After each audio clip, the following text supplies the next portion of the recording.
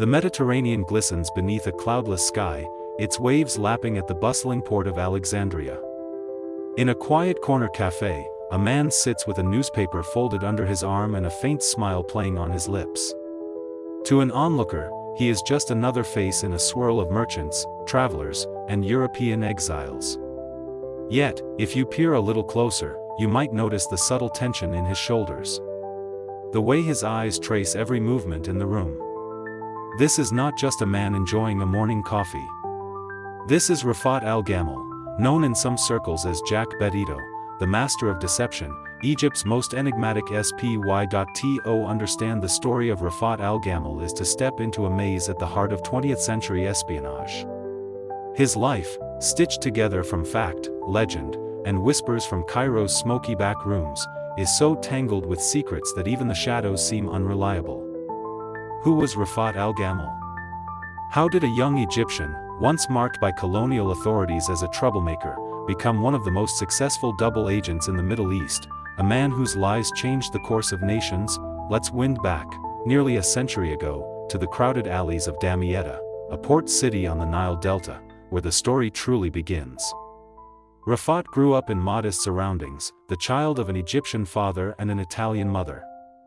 From early on, he was marked by restlessness and rebellion, traits that soon landed him in trouble with colonial-era authorities. When he was just a teenager, accusations of political agitation forced him to flee Egypt. For a while, he led a nomadic existence through war-torn Europe, Marseilles, Naples, even as far as Berlin. He learned quickly, languages, customs, currencies. Blending in, then slipping away again. By the late 1940s, the world was settling into the icy grip of the Cold War. The Middle East was a chessboard, and every power sought a pawn it could move. For Rafat Al-Gamal, the opportunity to return to Egypt came through a most unusual door: counter-espionage. Egypt's fledgling intelligence service spotted his potential, and his ambiguous background, European travel, and language skills made him the perfect candidate for undercover work. But for Rafat, this was not about politics or patriotism.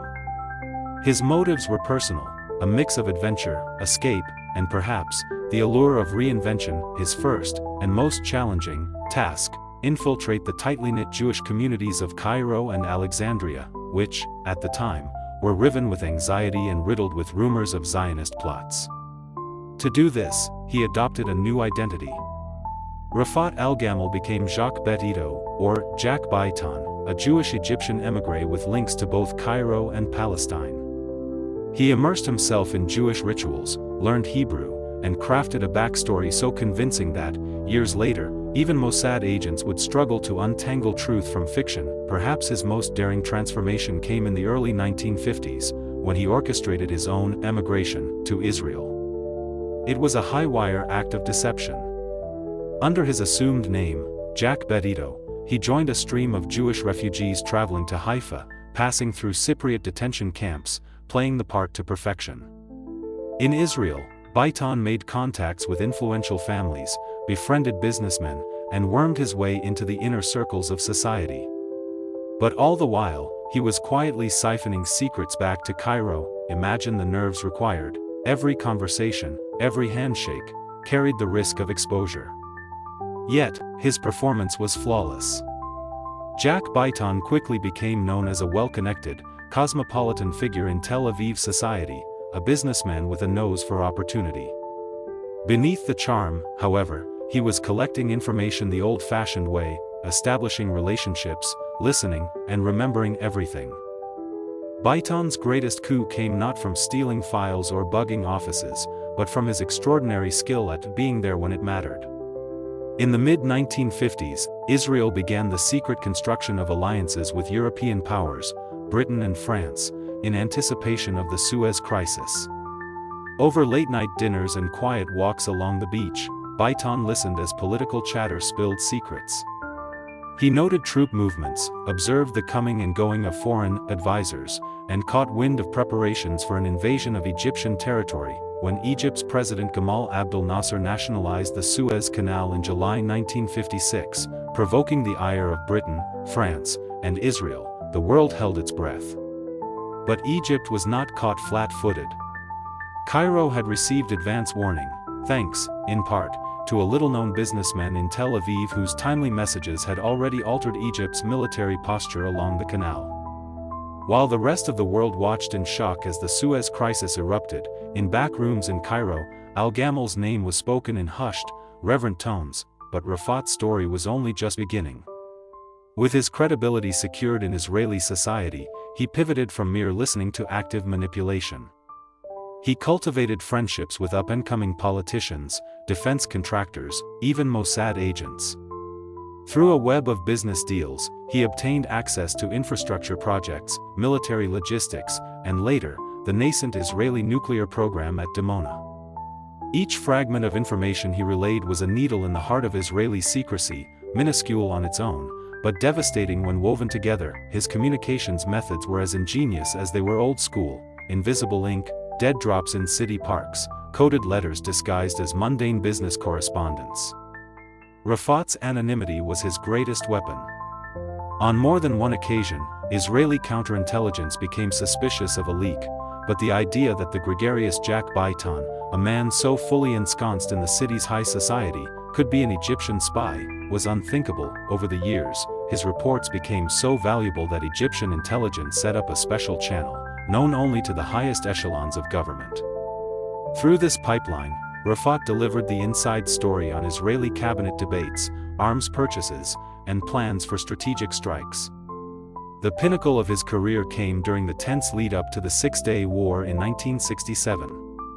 As Israel mobilized its forces, Baitan monitored military deployments, construction of airfields in the Negev, and secret war plans. Days before the opening salvo, Egyptian generals received one of the most precious documents in Middle Eastern spycraft, a detailed estimate of the coming Israeli attack, straight from the heart of Tel Aviv. But with every success came greater peril. The Mossad, growing restless over repeated intelligence leaks, launched Operation Susanna to find the traitor in their midst. Dozens were questioned, some disappeared. Yet, Baitan's mask held firm. Years passed, and the War of Shadows dragged on. By the mid-1970s, whispers reached the upper ranks of Mossad that something was wrong in Tel Aviv. Too many secrets had slipped away. Too many plans had been anticipated by Egypt. But by then, Rafat was a ghost, having quietly slipped back into Egypt under the cover of a routine business trip. In Cairo, he was welcomed as a hero. His true identity, hidden for more than 2 decades, was at last revealed to a select group of Egyptian officials. But to the world, and to the vast city he had vanished from, the fate of Jack Baitan remained a riddle. After years of playing the double game, Rafat Al-Gamal retired not to riches or fame, but to a quiet life on the Egyptian coast. He lived in careful solitude, always scanning the horizon, knowing that every friend could be a watcher, every phone call a trap. His story only came to light after his death in 1982, when Egyptian authorities declassified fragments of his files, and the name Rafat Al-Gamal surfaced in global headlines. Even today, debates rage over how much of his legend is true. Did he really gain access to Israel's nuclear secrets? Was he the single source who tipped off Egypt before the Suez invasion? In Tel Aviv and Cairo alike, his exploits are recounted with a mixture of awe and skepticism, a testament to the nature of spycraft, where myth and reality are hopelessly entwined. Rafat Al-Gamal's life leaves us with a single truth: good espionage is not about gadgets or guns. It is about trust, patience, and the art of vanishing in plain sight. A spy lives and dies 1,000 times, surviving not by force but by fiction. In those quiet moments in Alexandria's cafes or among the crowded boulevards of Tel Aviv, one man built a legend from lies, and, in doing so, changed history from the shadows. This was the story of Egypt's master of deception, Rafat Al-Gamal, known to some as Jack Betito. In the world of espionage, some names are written in ink, others in smoke. And sometimes, as with him, the best lies are those that truly lived, if only for a whisper in the dark. If you enjoyed uncovering this hidden chapter of history, don't forget to like the video and subscribe to the Spy Archive for more untold stories of espionage.